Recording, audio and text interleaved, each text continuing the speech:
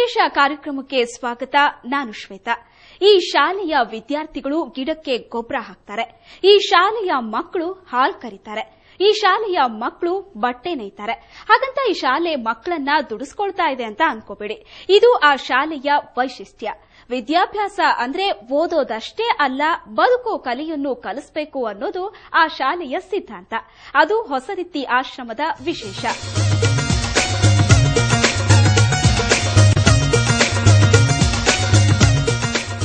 ಹಾವೇರಿಯಲ್ಲಿ ಹೊಸರಿತ್ತಿ ಆಶ್ರಮ ಅಂತ ಕೇಳಿದ್ರೆ ಸಾಕು, ಜನ ಗೌರವದಿಂದ ನೋಡ್ತಾರೆ. ಯಾಕಂದ್ರೆ ಅದೊಂದು ಅಪರೂಪದ ಶಾಲೆ. ಅಲ್ಲಿ ಓದೋದಷ್ಟೇ ಅಲ್ಲ, ಬದುಕೋ ಕಲೆಯನ್ನು ಕಲಿಸ್ತಾರೆ. ಜೀವನ ಅಂದ್ರೆ ಪುಸ್ತಕದ ಬದನೆಕಾಯಿ ಅಲ್ಲ ಅನ್ನೋದು ಆ ಆಶ್ರಮದ ಸಿದ್ಧಾಂತ.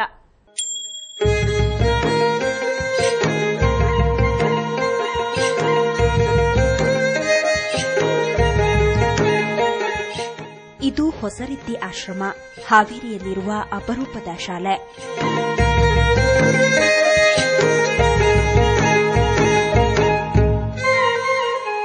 ಈ ಹಸಿರು ಸಿರಿಯ ನಡುವೆ ಅರಳಿ ನಿಂತಿದೆ ಈ ಆಶ್ರಮ. ಆಶ್ರಮದ ಮಣ್ಣಿನಲ್ಲಿ ವಿದ್ಯಾರ್ಥಿಗಳ ಬೆವರಿನ ವಾಸನೆ ಇದೆ. ಸ್ವಾವಲಂಬಿ ಬದುಕಿನ ಕನಸಿದೆ. ನಮ್ಮ ಬದುಕು ನಾವೇ ಕಟ್ಟಿಕೊಳ್ಳಬೇಕು ಎಂಬ ಗಾಂಧಿ ತಾತನ ಆದರ್ಶವಿದೆ. ಇದು ಹೊಸರಿತ್ತಿ ಆಶ್ರಮ.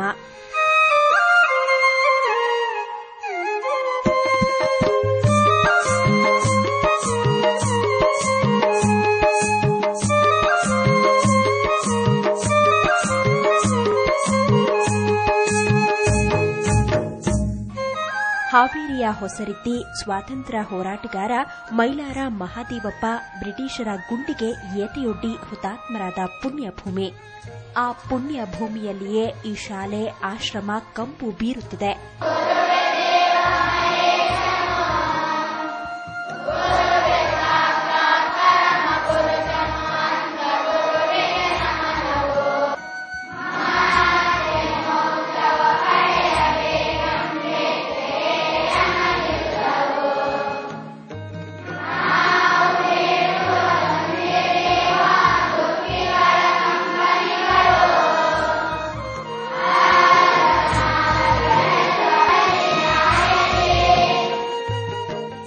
ಗಾಂಧಿ ಗ್ರಾಮೀಣ ಗುರುಕುಲ ವಸತಿ ಶಾಲೆ. ಹೆಸರಿಗೆ ತಕ್ಕಂತೆ ಶಿಕ್ಷಣವನ್ನು ಕೊಡುತ್ತಿರುವ ಈ ಆಶ್ರಮದಲ್ಲಿ 240 ವಿದ್ಯಾರ್ಥಿಗಳು ಶಿಕ್ಷಣ ಪಡೆಯುತ್ತಿದ್ದಾರೆ. ಅವರಿಗೆಲ್ಲ ಶಿಕ್ಷಣ ಉಚಿತ.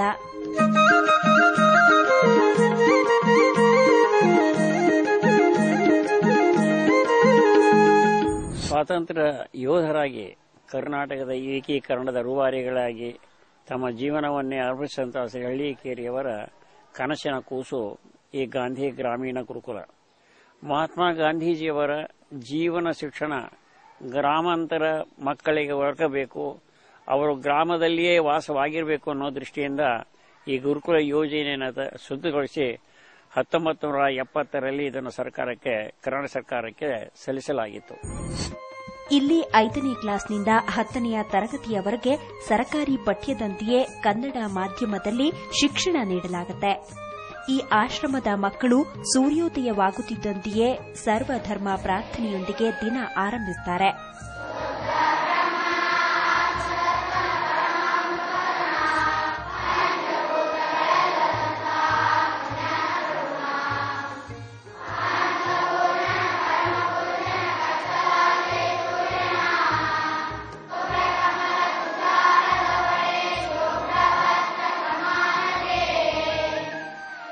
ಮುಂಜಾನೆ ಸೂರ್ಯೋದಯದೊಂದಿಗೆ ಶುರುವಾಗುವ ಬದುಕಿನ ಶಿಕ್ಷಣ ರಾತ್ರಿ 8ರವರೆಗೂ ನಡೆಯುತ್ತೆ. ಈ ಶಾಲೆಗೆ ಪ್ರವೇಶ ಬಯಸುವವರು 4ನೇ ತರಗತಿ ಪಾಸಾಗಿರಬೇಕು. ರಾಜ್ಯದ ಯಾವುದೇ ಭಾಗದ ಗ್ರಾಮೀಣ ವಿದ್ಯಾರ್ಥಿಗಳು ಈ ಶಾಲೆಗೆ ಪ್ರವೇಶಕ್ಕೆ ಅರ್ಜಿ ಸಲ್ಲಿಸಬಹುದು. 5ನೇ ವರ್ಗಕ್ಕೆ ಪ್ರತಿ ವರ್ಷ 40 ವಿದ್ಯಾರ್ಥಿಗಳನ್ನು ಆಯ್ಕೆ ಮಾಡಿಕೊಳ್ತಾರೆ. ಆ ವಿದ್ಯಾರ್ಥಿಗಳು ಕನ್ನಡ ಮಾಧ್ಯಮದಲ್ಲಿ ಪಾಸಾಗಿರಬೇಕು.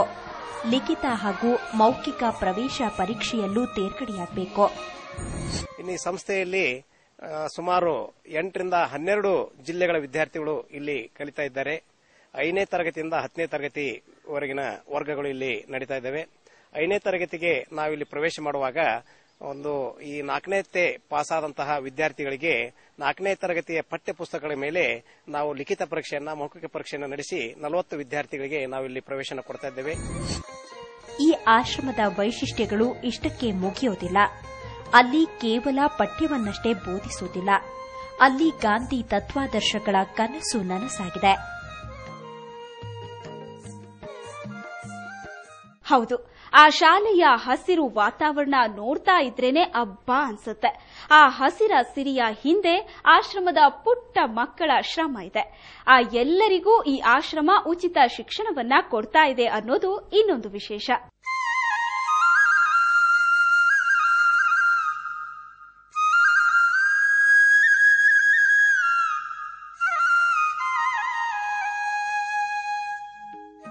ಹೊಸರಿತ್ತಿ ಆಶ್ರಮದ ವಿಶೇಷ ಅಂದ್ರೆ ಇಲ್ಲಿ ಎಲ್ಲಾ ಶಾಲೆಗಳಂತೆ ಸರ್ಕಾರಿ ಪಠ್ಯ ಮಾತ್ರ ಬೋಧಿಸುವುದಿಲ್ಲ. ಸ್ವಾವಲಂಬಿ ಬದುಕಿನ ಶಿಕ್ಷಣವನ್ನು ನೀಡಲಾಗುತ್ತೆ. ವಿದ್ಯಾರ್ಥಿಗಳು ಸಹ ಪ್ರೀತಿಯಿಂದ ಕಲಿಯುತ್ತಿದ್ದಾರೆ. ಇಲ್ಲಿಯ ಮಕ್ಕಳ ಡ್ರೆಸ್ನಲ್ಲೇ ವಿಶೇಷವಿದೆ. ಈ ಮಕ್ಕಳು ತೊಡುವುದು ಅಪ್ಪಟ ಖಾದಿ, ಬಿಳಿ ಖಾದಿ ಶರ್ಟು ಮತ್ತು ಗಾಂಧಿ ಟೋಪಿ. ಪಾಠ ಮುಗಿದ ಮೇಲೆ ಈ ಮಕ್ಕಳೆಲ್ಲ ಕ್ಲಾಸ್ ರೂಂನಿಂದ ಹೊಲ ಗದ್ದೆಗೆ ಇಳಿತಾರೆ.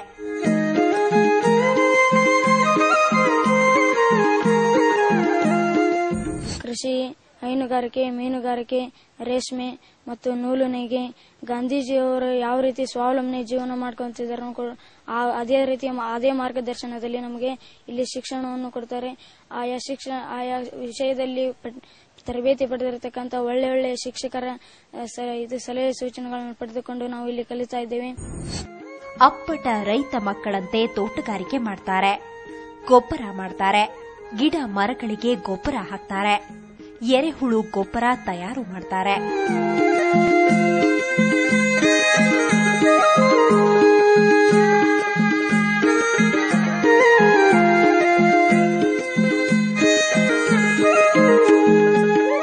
ಹೈನುಗಾರಿಕೆಯನ್ನು ಕಲಿಸುವ ಈ ಶಾಲೆಯಲ್ಲಿ ಮಕ್ಕಳು ರೈತಾಪಿ ಮಕ್ಕಳಂತೆ ಬದುಕ್ತಾರೆ. ಜೀವನದ ಸುಖ ದುಃಖಗಳ ಪರಿಚಯ ಮಾಡಿಕೊಳ್ತಾರೆ.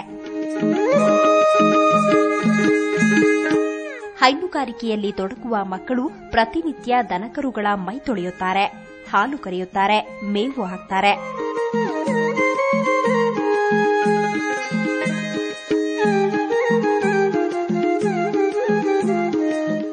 ಮೂವತ್ತೆರಡು ಎಕರೆ ವಿಸ್ತೀರ್ಣದ ಪ್ರದೇಶದಲ್ಲಿ ಮಕ್ಕಳೇ ತೆಂಗು, ಚಿಕ್ಕು, ತರಕಾರಿ ಸೇರಿದಂತೆ ಹಲವಾರು ಗಿಡಗಳನ್ನು ಬೆಳೆದಿದ್ದಾರೆ.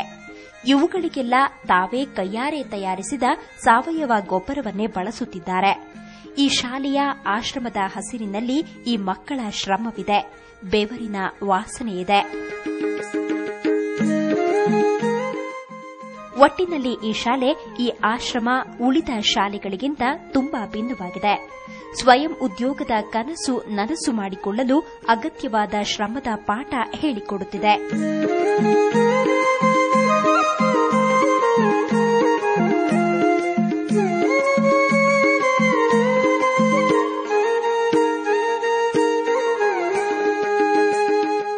ಈ ಆಶ್ರಮದ ಕನಸಿನ ಹಿಂದಿನ ಹರಿಕಾರ ಯಾರು ಗೊತ್ತಾ? ಗುದ್ಲೆಪ್ಪ ಹಳ್ಳಿಕೇರಿ ಅನ್ನೋ ಸ್ವಾತಂತ್ರ್ಯ ಹೋರಾಟಗಾರ. ಈ ಆಶ್ರಮದಲ್ಲಿ ಆ ಮಕ್ಕಳು ತೊಡೋ ಬಟ್ಟೆ ಕೂಡ ಯಾರೋ ಕೊಟ್ಟಿದ್ದಲ್ಲ, ಖುದ್ದು ಆ ಮಕ್ಕಳೇ ತಮ್ಮ ಕೈಯಾರೆ ತಯಾರಿಸೋ ಅಪ್ಪಟ ಖಾದಿ ವಸ್ತ್ರ.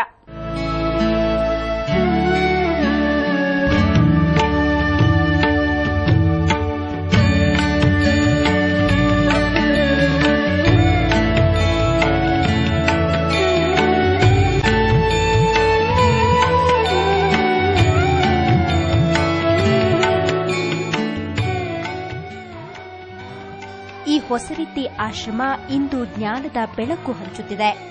ಈ ಬೆಳಕಿನ ಹಿಂದಿನ ಕನಸು ಸ್ವಾತಂತ್ರ್ಯ ಹೋರಾಟಗಾರ ಗುದ್ಲೆಪ್ಪ ಹಳ್ಳಿಕೇರಿ. ಅವರ ನೆನಪಿಗಾಗಿ ಈ ಆಶ್ರಮದ ಆವರಣದಲ್ಲಿ ಹಳ್ಳಿಕೇರಿಯವರ ಸ್ಮಾರಕವಿದೆ. ಮಹಾತ್ಮ ಗಾಂಧಿಯವರ ಕನಸು ನನಸು ಮಾಡುವ ಒಂದು ಶಾಲೆ ಕಟ್ಟುವ ಕನಸನ್ನ ಹಳ್ಳಿಕೇರಿಯವರು ತಮ್ಮ ಊರಿನಲ್ಲೇ ನನಸು ಮಾಡಿಕೊಂಡರು. ಅವರ ಕನಸಿನ ಕೂಸು ಈ ಗಾಂಧಿ ಗ್ರಾಮೀಣ ಗುರುಕುಲ ವಸತಿ ಶಾಲೆ.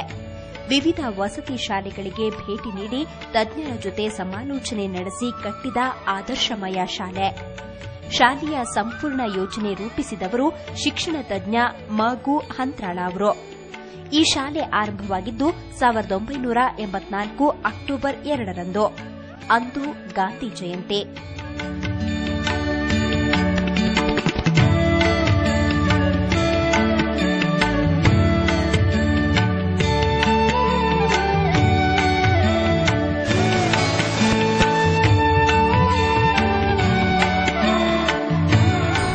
ಮಹಾತ್ಮ ಗಾಂಧೀಜಿಯವರ ಜೀವನ ಶಿಕ್ಷಣ ಗ್ರಾಮಾಂತರ ಮಕ್ಕಳಿಗೆ ಒದಗಬೇಕು, ಅವರು ಗ್ರಾಮದಲ್ಲಿಯೇ ವಾಸವಾಗಿರಬೇಕು ಅನ್ನೋ ದೃಷ್ಟಿಯಿಂದ ಈ ಗುರುಕುಲ ಯೋಜನೆಯನ್ನು ಸಿದ್ಧಗೊಳಿಸಿ 1970ರಲ್ಲಿ ಇದನ್ನು ಕರ್ನಾಟಕ ಸರ್ಕಾರಕ್ಕೆ ಸಲ್ಲಿಸಲಾಗಿತ್ತು.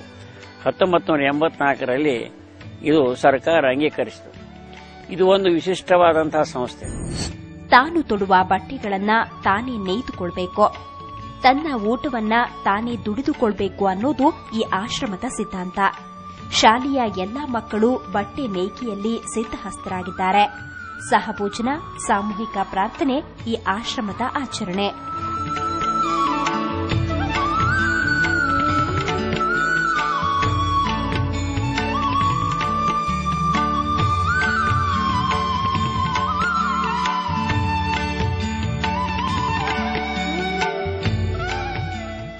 ಗಾಂಧಿ ತತ್ವಗಳನ್ನು ಇವತ್ತಿಗೂ ಜೀವಂತವಾಗಿ ಕಾಣಲು ಸಿಗುವ ಶಾಲೆಯಲ್ಲಿ ಭಾರತದ ಭವ್ಯ ಭವಿಷ್ಯವಾದ ನಾಳೆಯ ಪ್ರಜೆಗಳು ರೂಪುಗೊಳ್ತಾ ಇದ್ದಾರೆ.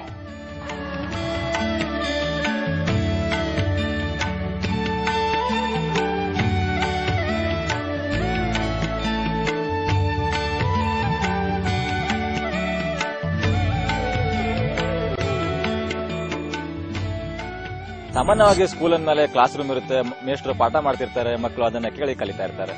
ಆದರೆ ಹೊಸ ರೀತಿಯ ಗಾಂಧಿ ಗ್ರಾಮೀಣ ಗುರುಕುಲ ಮಾತ್ರ ಹೆಸರಿಗೆ ತಕ್ಕಾಗಿ ಇಲ್ಲಿಯ ಶಿಕ್ಷಣ ಪದ್ಧತಿ ಕೂಡ ಕೊಂಚ ಡಿಫರೆಂಟ್ ಆಗಿದೆ.